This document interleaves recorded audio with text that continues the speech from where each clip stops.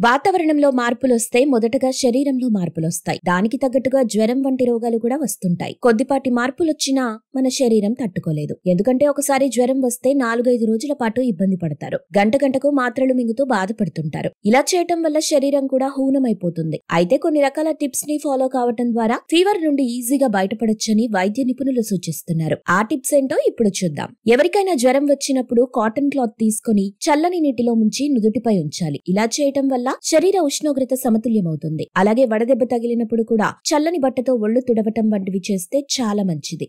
ఇక రోజువారీ ఆహారంలో తీసుకునే అల్లంలో అనేక యాంటీ బ్యాక్టీరియాలు, ఔషధాలు ఉంటాయి. అల్లాన్ని నీటిలో మరిగించి రోజుకు 3-4 సార్లు తీసుకుంటే జ్వరం ఇట్టే తగ్గిపోతుంది.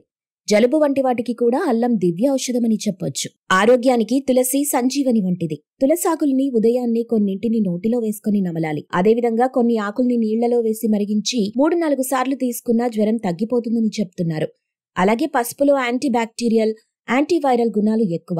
కాబట్టి చిటికెడు పసుపును గోరువెచ్చని నీటిలో వేసుకుని తాగినా ఫీవర్ తగ్గిపోతుంది.